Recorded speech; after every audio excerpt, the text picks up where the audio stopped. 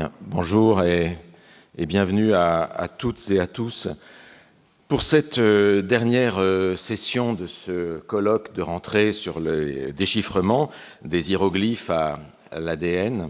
Dernière session, mais non pas la moins intéressante, il me semble. Nous sommes partis des hiéroglyphes déchiffrés par Champollion et par les langues anciennes, il y avait le méroïtique. Nous sommes passés par le déchiffrement des langues et du langage en général. Puis c'est le cosmos qui est entré en ligne de compte. Ce matin, nous étions dans le monde de la cryptographie et aussi dans celui du code génétique. Mais qu'en est-il des œuvres d'art? Qu'en est-il des discours? Peuvent-ils ou doivent-ils aussi être l'objet d'un déchiffrement? Eh bien, ce sera le centre d'intérêt de notre dernière après-midi, qui posera la question un peu de biais peut-être par rapport à ce qui avait été indiqué au début. Vous vous rappelez peut-être que Xavier Leroy nous avait dit que la différence entre le déchiffrement et l'interprétation, c'est que le déchiffrement, c'est une interprétation incontestable. Et que le déchiffrement, donc, est vraiment le décodage d'une réalité objective, positive, derrière les signes. Mais la question est, comment savons-nous qu'un déchiffrement ou qu'une interprétation est incontestable? Quelle qualité posons-nous dans l'objet pour que nous considérions pour que nous soyons convaincus de cette incontestabilité du déchiffrement? Alors, cela peut être prouvé de manière positive, mais il y a aussi peut-être des discours, des œuvres, qui s'exposent délibérément à un déchiffrement, à un décodage, des réalités aussi qui s'exposent à un décodage, ou des esprits qui souhaitent décoder la réalité comme si on pouvait repérer une réalité cachée derrière.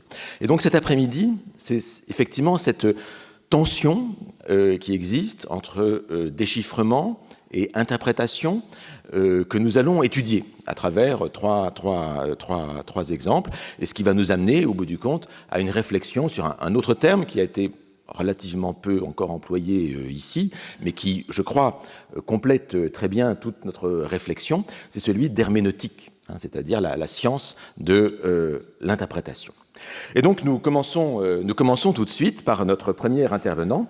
Il s'agit de Yann Blanc, qui est professeur d'histoire de l'art du XVe, XVIIe siècle, je crois, à l'université de Genève, et qui est l'un des très grands spécialistes de la peinture du nord de l'Europe, peinture hollandaise, peinture anglaise, en particulier durant le XVIIe et XVIIIe siècle et XVIe siècle également. Il a publié de très nombreux livres sur le siècle d'or hollandais, sur Vermeer, même sur Van Gogh, qui est un peu en dehors de la période de prédilection. Et il prépare actuellement un livre sur Rembrandt. Et il doit nous parler, donc, dès maintenant, d'un sujet qui rentre totalement en dialogue avec tout ce que nous avons vu, en particulier dans la première matinée, et qui s'intitule ainsi « Peindre d'une façon hiéroglyphique l'art de l'énigme » chez Johannes Vermeer.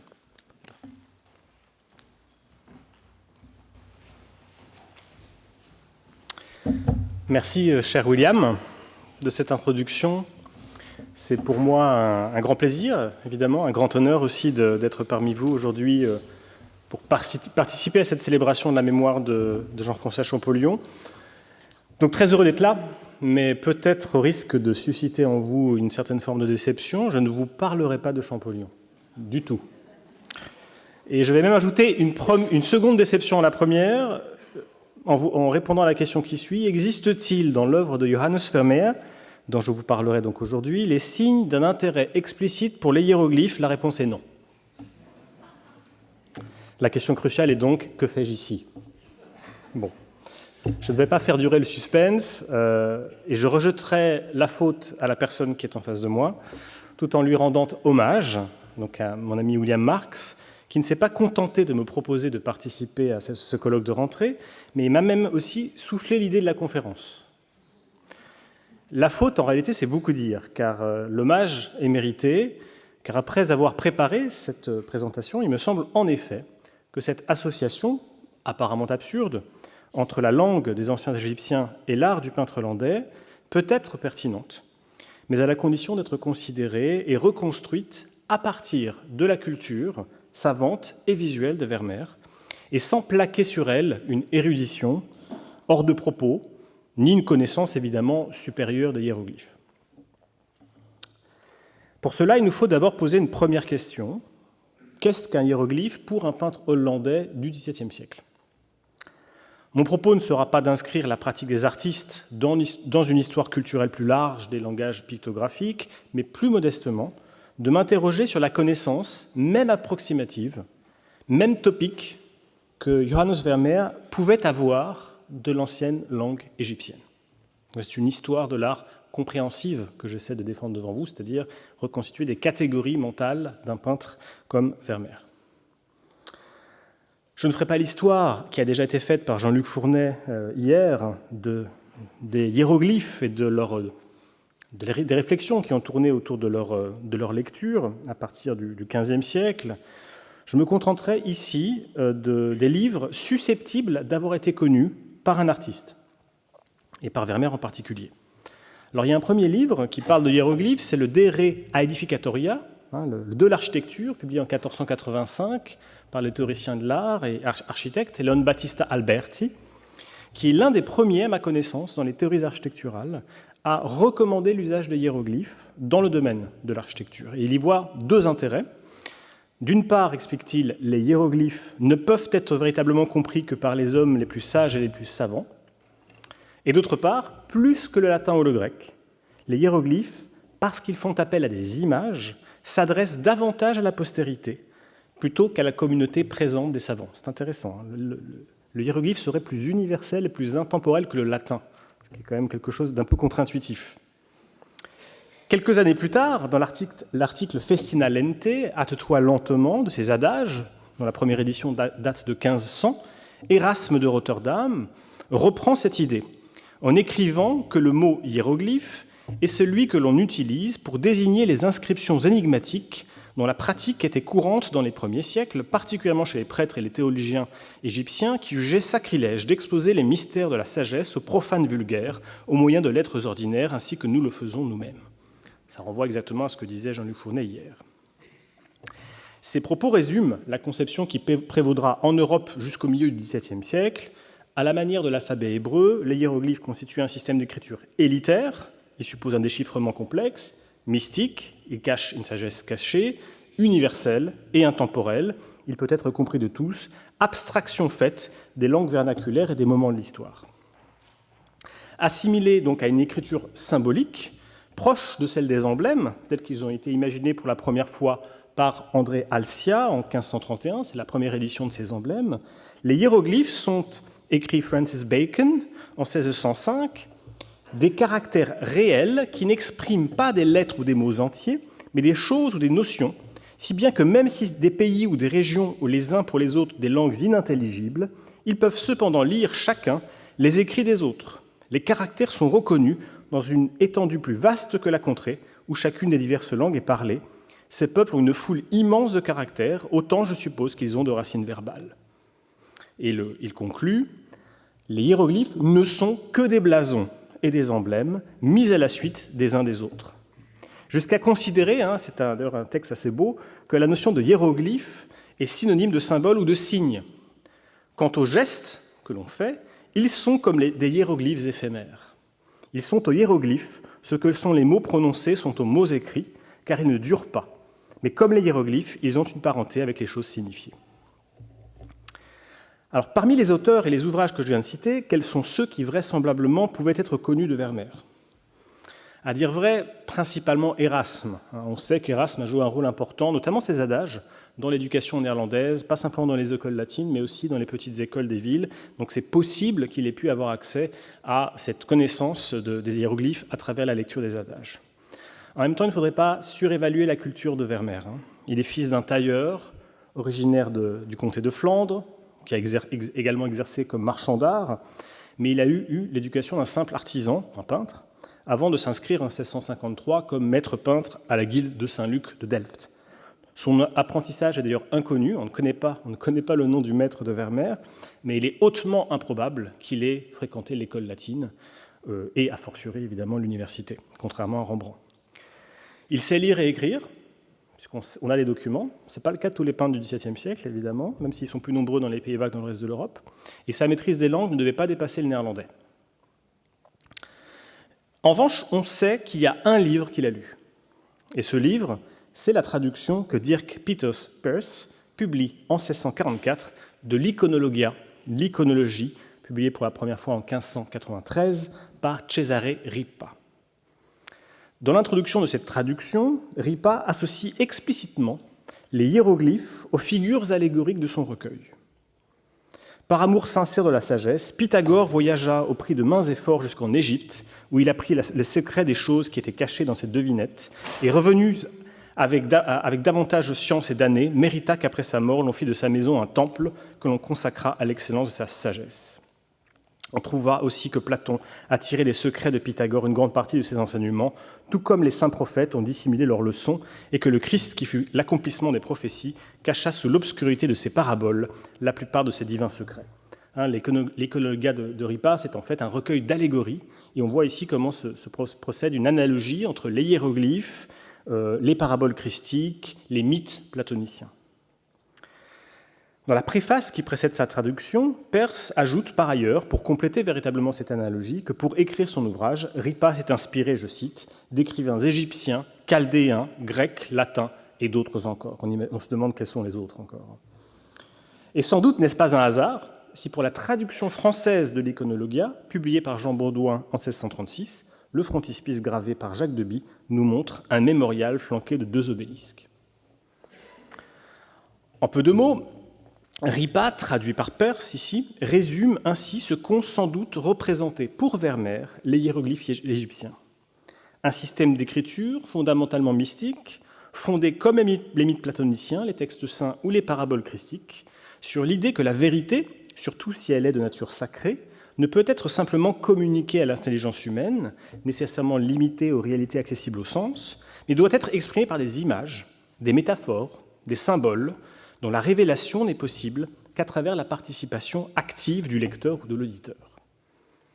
C'est une idée d'ailleurs qu'on retrouve dans 2 traités de peinture néerlandais du XVIIe siècle, que Vermeer connaissait très probablement.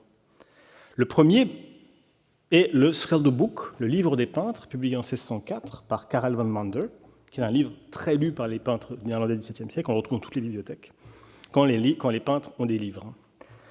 À la fin duquel Van Mander associe le fonctionnement de ce qu'il appelle les figures symboliques et les hiéroglyphes, ou écritures des anciens Égyptiens.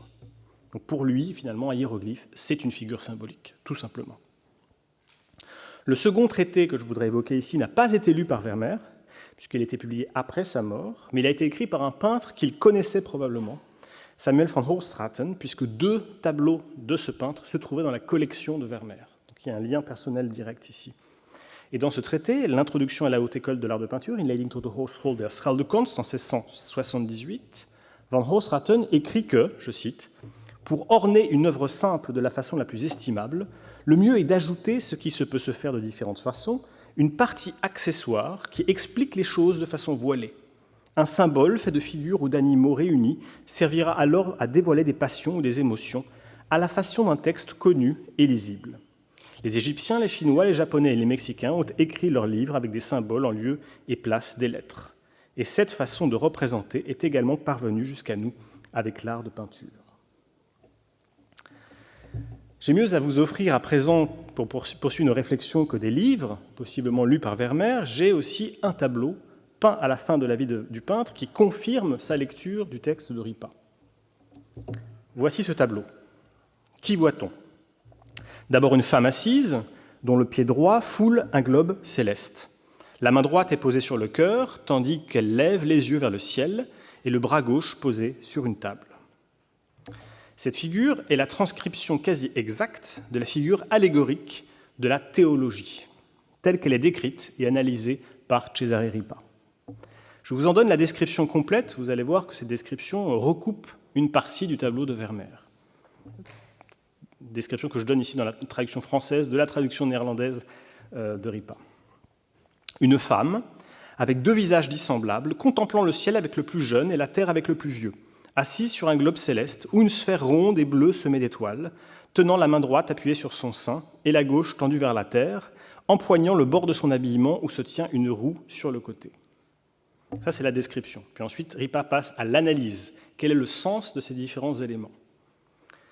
Comme la roue ne touche la terre que par la plus basse partie de sa circonférence quand elle vient à se mouvoir, de même, l'honnête théologien ne doit se servir de ses sens pour s'approcher de la connaissance qu'autant qu'il en peut être aidé pour passer outre et non pas pour s'y plonger trop avant.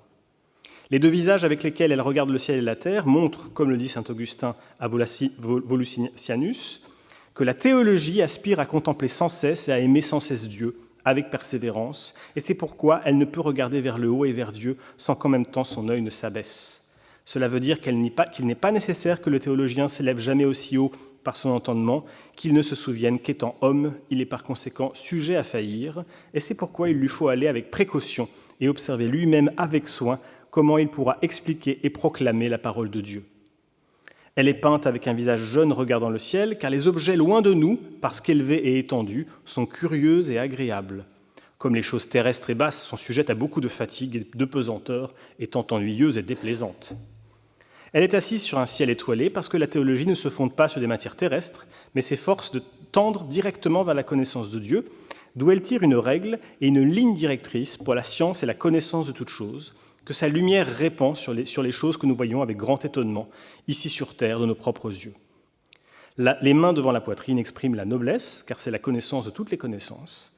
Le bord du vêtement tenu avec les mains signifie que l'une des parties de la théologie de Dieu s'étend aux choses terrestres, mais nécessaires, qui consistent en ce que nous accomplirons nos actes honnêtement selon la loi, pour éviter les péchés, pour honorer Dieu, intérieurement et extérieurement, et d'autres choses, qui sont comme un vêtement sous lequel nous ne pouvons pas pénétrer, à moins que d'être une âme éclairée par Dieu.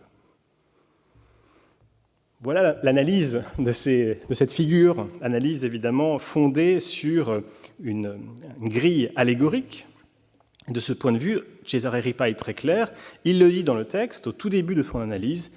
La figure dont il propose une représentation est, je cite, « l'image hiéroglyphique appropriée de la connaissance théologique ». La question qu'il faut se poser maintenant, c'est « en est-il de même dans le tableau de Vermeer ?» Je ne le crois pas pour deux raisons.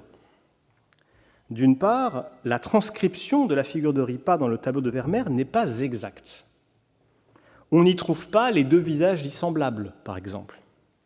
La figure n'est pas assise sur un globe terrestre. Elle a le pied posé sur lui, mais elle est assise sur un fauteuil.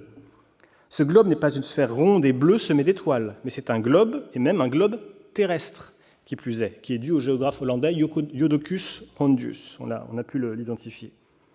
Quant à la main gauche, elle n'est pas tendue vers la terre, empoignant le bord de son habillement où se tient une roue sur le côté, mais elle est posée sur une table. D'autre part, c'est encore plus important, cette transcription par Vermeer de la figure de Ripa n'épuise pas le contenu symbolique du tableau, où l'on trouve d'autres éléments. Une tribune sur laquelle est assise la figure, qui est recouverte d'un tapis vert et jaune, la robe de la protagoniste, de satin bleu et blanc bordé d'or, la table où l'on voit un calice, une étole verte, une Bible ouverte, une couronne d'épines, un crucifix d'ébène, le panneau de cuir doré recouvrant le mur de fond, auquel est accrochée une grande crucifixion du peintre flamand Jacob Jordans. Au premier plan, une pomme en partie dévorée et un serpent écrasé par une grande pierre angulaire. Au plafond, une boule de verre suspendue à un ruban bleu. Et au premier plan, le pan d'une tapisserie flamande de la fin du XVIe siècle. Ces différents éléments sont en réalité pris par Vermeer, en grande partie, à d'autres figures symboliques de Ripa, qui ne sont pas toutes illustrées d'ailleurs, ainsi qu'à un autre auteur. Vous retrouvez ici un exemple de la foi, parce qu'il y a plusieurs figures allégoriques différentes. Il y a la théologie, mais aussi il y a la foi. Il y a la foi catholique et universelle. Il y a la foi chrétienne. Il y a la foi dans le Christ. Et puis un emblème en bas à droite, qui est tiré d'un texte d'un père jésuite, Wilhelm Hessius, qui illustre Matthieu 14, 31, « Homme de peu de foi, pourquoi as-tu douté ?» Il s'agit des Emblemata Sacrae de Fides Spe Caritate de 1636. Vous voyez que le dénominateur commun, c'est la notion de foi, mais Vermeer va employer et combiner différents emblèmes et différents symboles au sein de la même image. Je ne vais pas insister sur les sens qu'on peut tirer de ce tableau, mais ce que j'aimerais préciser ici, c'est qu'on voit que l'allégorie de la foi n'est pas un apax dans l'œuvre de Vermeer. Ce n'est pas une œuvre on la présente souvent comme une œuvre singulière. À mon avis, c'est une œuvre parfaitement emblématique, si vous me permettez l'expression, de l'œuvre de Vermeer. On a un autre exemple de ce genre de montage. Dans l'art de peinture, par exemple, que je vous ai montré tout à l'heure, Vermeer associe la figure de l'histoire, ce modèle qui pose dans le costume de l'histoire avec une trompette et un livre. C'est une description qu'on trouve chez Ripa aussi, qui est la figure de l'histoire, la Clio.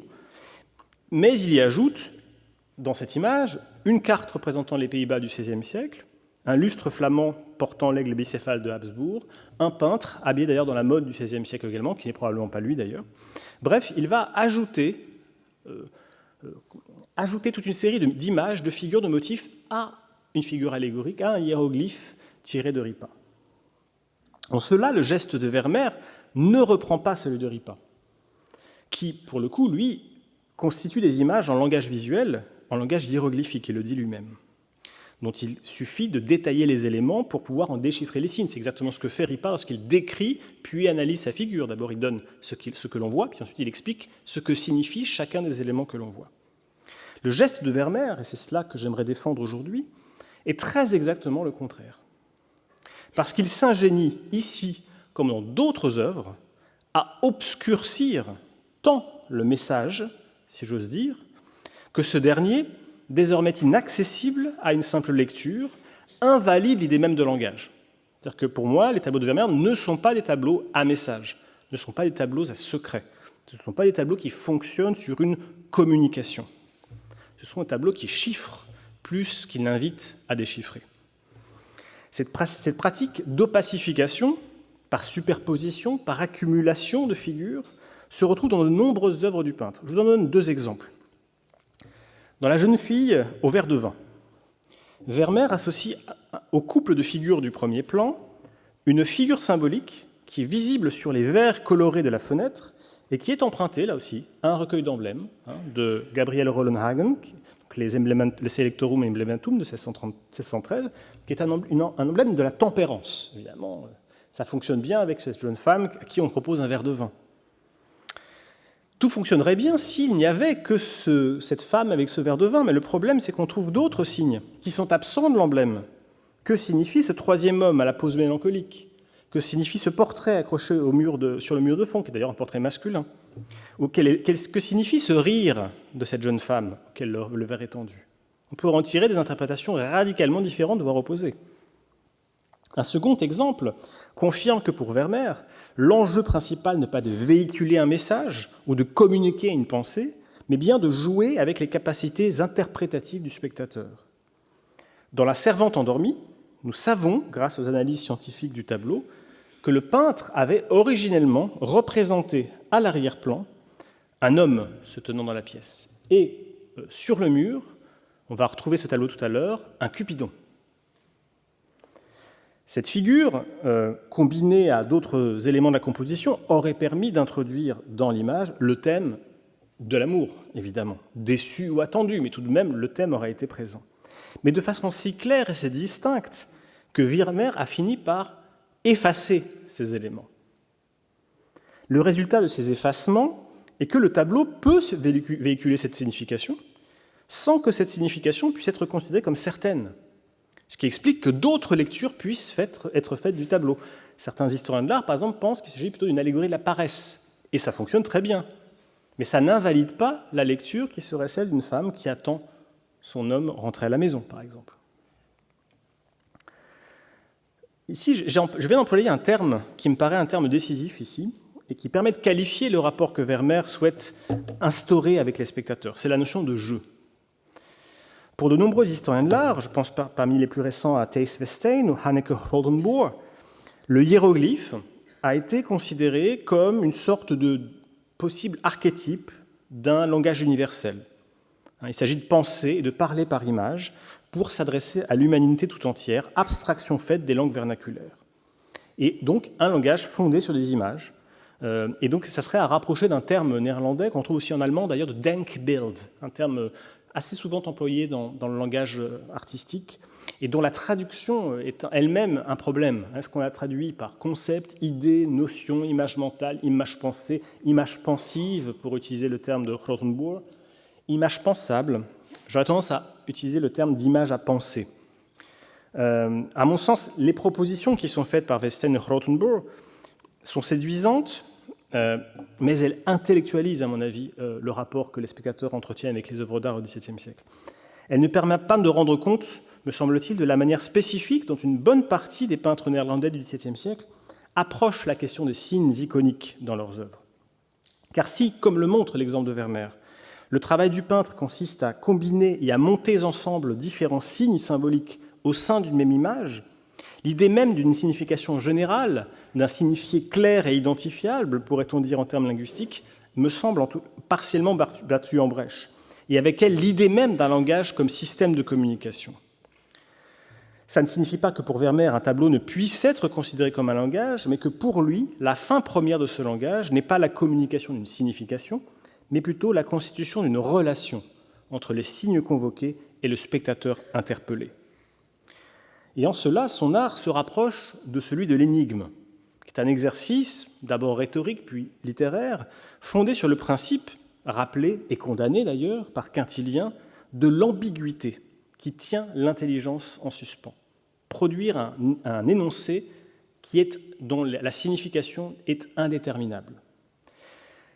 Vous savez que ça a été développé, c'est la pratique de l'énigme, l'exercice de l'énigme a été développé dans le champ de la pédagogie, dans les collèges jésuites. On sait que Vermeer, d'ailleurs, était proche des jésuites.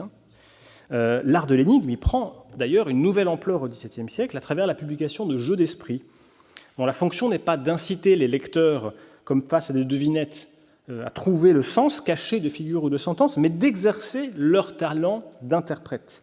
Je renvoie ici à Charles Cotin, qui, dans son recueil des énigmes de ce temps, de 1646, écrit « L'énigme est un discours obscur de choses claires et connues, lequel on donne à expliquer pour l'exercice et le divertissement de l'esprit. » Pour l'exercice et le divertissement de l'esprit. Le code a moins d'importance que le décodage, si j'ose dire. Le sens importe moins que le déchiffrement. La façon d'obscurcir... Attendez, hop. Voilà. La façon d'obscurcir les choses les plus manifestes est si ingénieuse et si belle qu'elle donne quelquefois une espèce d'admiration à l'âme qui s'étonne avec plaisir de voir comment, pour ainsi dire, on a pu mettre un voile sur le soleil.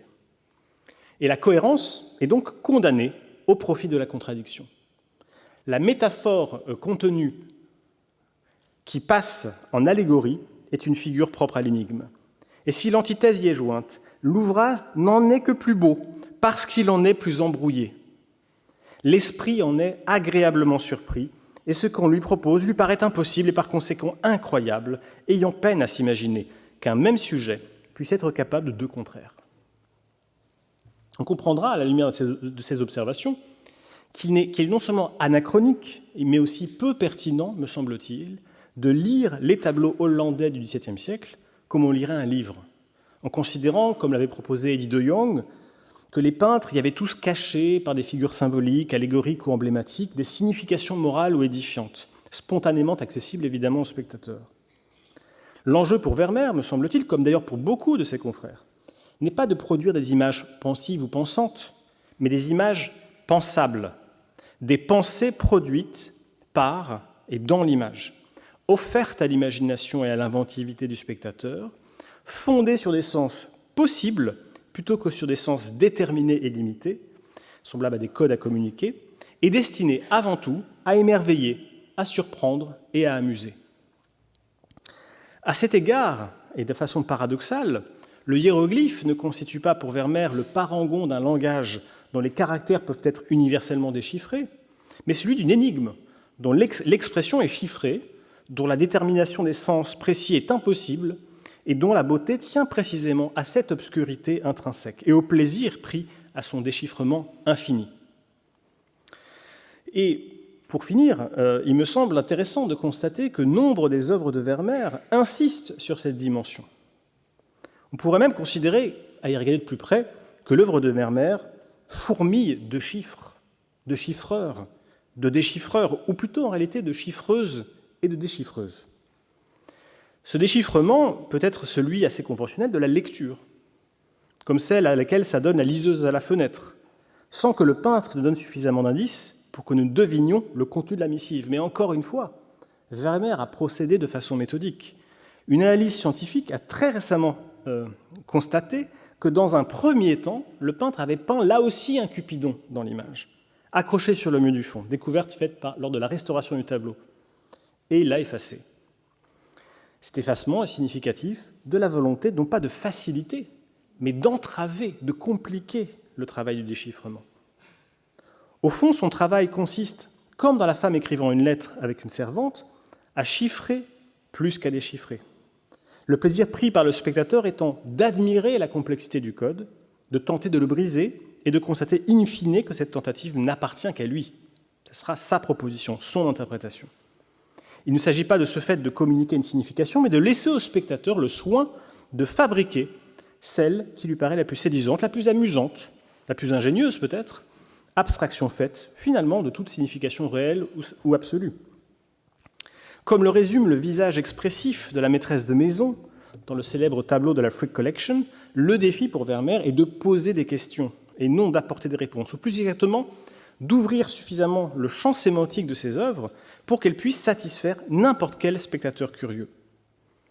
Sans doute, le succès sensationnel, aujourd'hui encore, de La jeune fille à la perle, tient entre autres à ce que je pourrais appeler une qualité hiéroglyphique de l'image, qui, nous regardant, nous adresse une double question : qui suis-je et qui es-tu ? Ce déchiffrement, par ailleurs, peut se faire déchiffrage, en prenant l'aspect d'une lecture d'une partition, comme c'est le cas du concert, où les notes marquées sur le livret, quoique ce dernier nous soit évidemment caché, sont transformées en son et en voix. Il s'agit de passer d'un langage à l'autre, mais la fonction de ce passage, de cette traduction, n'est pas de signifier, mais de produire des effets physiques, sensuels, sur l'esprit et le corps de ces personnages, donc à travers eux, sur le spectateur.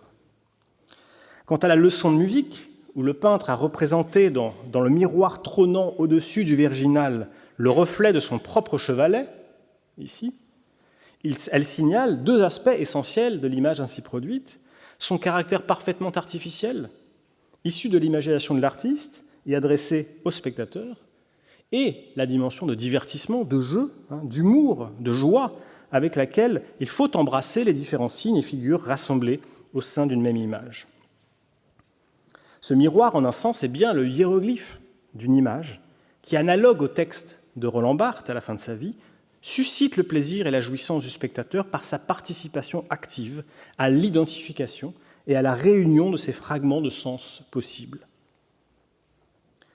Vous l'aurez compris, pour Vermeer, le hiéroglyphe est moins le caractère d'un langage que la figure d'une énigme. Si le peintre hollandais devait être considéré comme un cryptographe, semblable à ceux qu'Anne Canto nous a présentés ce matin, ce serait un étrange cryptographe, dans la mesure où il n'a pas véritablement de message à passer. Ou, pour être moins radical, dans la mesure où le message qui est éventuellement le sien a moins d'importance que le chiffre qui permet de l'obscurcir. Au fond, les œuvres de Vermeer valent parce que Vermeer est chiffre pour chiffrer, et ses spectateurs déchiffrer pour déchiffrer. Ces œuvres ne sont pas des codes dont la découverte de la clé permettrait de dévoiler le sens profond.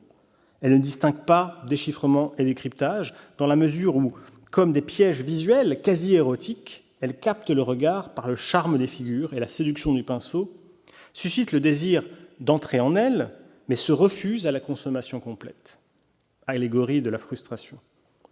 Le plaisir mystérieux issu de ce spectacle ne tient ni à la conscience d'un sens enfoui dans les replis des formes colorées, ni à l'indéchiffrabilité intrinsèque de ces formes, mais à la co-construction par l'artiste et par le spectateur d'un ou de plusieurs sens possibles, à partir d'un matériau suffisamment intéressant pour susciter des questions et suffisamment ouvert pour éviter d'y répondre de façon univoque. De même, si le travail d'un Champollion consiste au moins initialement en une version qui traduit dans sa langue un texte écrit dans plusieurs langues étrangères, le travail de Vermeer consiste pour sa part en un thème, grâce auquel il traduit dans une langue étrangère, ou plus précisément dans une langue peut-être étrange, volontairement obscure, un ou plusieurs textes qui, finalement, formulés dans leur langue maternelle, seraient d'une grande banalité ou d'un grand prosaïsme. Ce refus du prosaïque, qui est aussi le refus du langage comme pure communication, et l'affirmation du langage comme relation pragmatique, me semble là aussi consubstantiel à la conception vermeerienne, si j'ose dire, du hiéroglyphe, dont l'intérêt ne tient pas à son possible déchiffrement, mais tout au contraire à la résistance qu'il oppose à une lecture simple et rapide. Une définition possible, s'il en est, de ce que pourrait être la poésie. Je vous remercie de votre attention.